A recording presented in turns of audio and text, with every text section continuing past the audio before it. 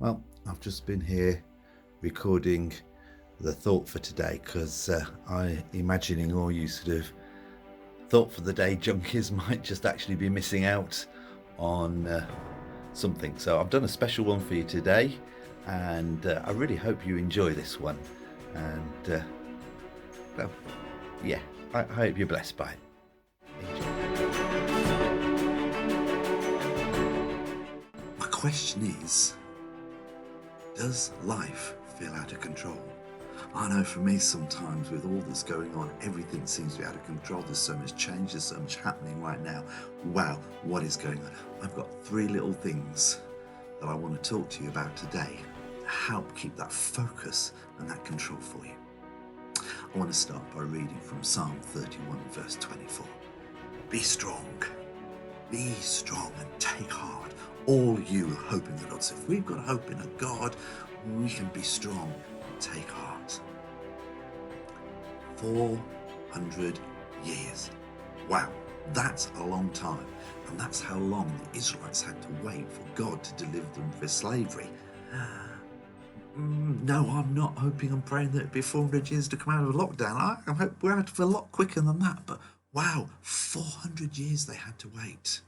And after they left Egypt, God didn't take them straight into the promised land either. Instead, they camped out at the base of the mountain where God instructed Moses. And during that time, God's glory rested on the mountain. Oh, wonderful, wonderful time of the presence of God.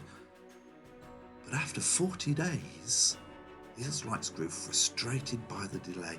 And you can read in Exodus 32 or verses 1 to 6 that they came to a point of totally rejecting God. They said, that's enough, we've had enough, we will now pursue whatever pleases us. See, if you felt frustrated, if you felt uncertain about the season that you're in and how long it's going to last and what to anticipate, you're not alone. Waiting can lead to disappointment. Waiting can lead to frustration. And in these moments, when we become focused on our circumstances, we can forget that God is still in control.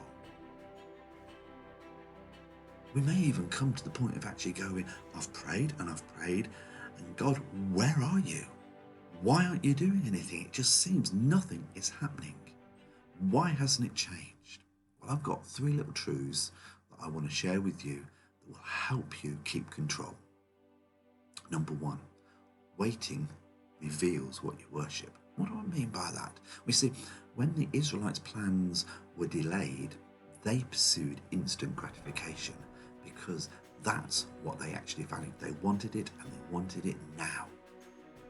When you find yourself dissatisfied with your situation, what do you turn to?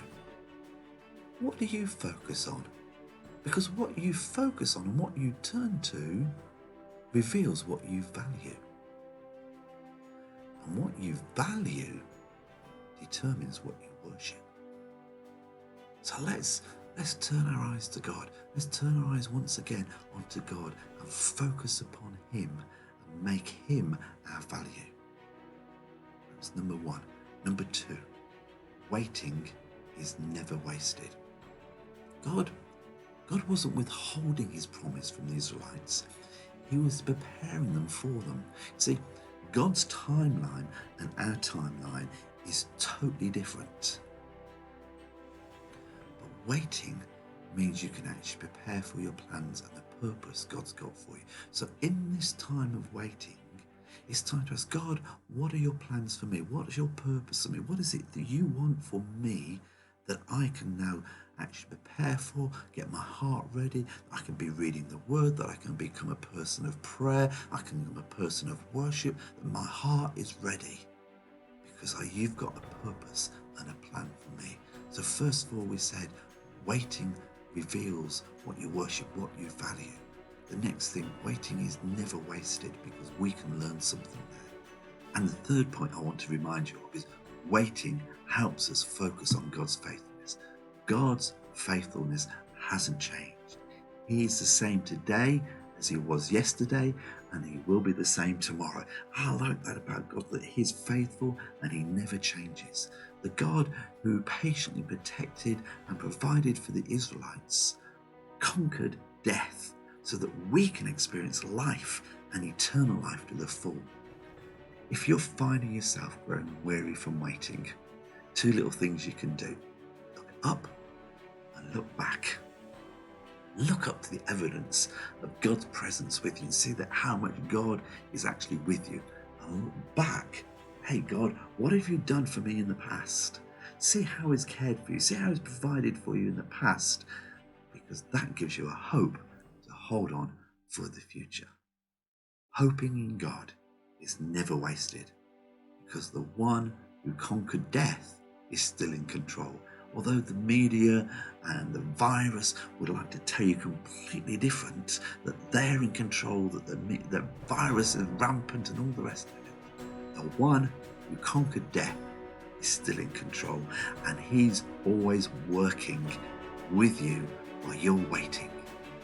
Stay strong. Catch you later. Bye-bye.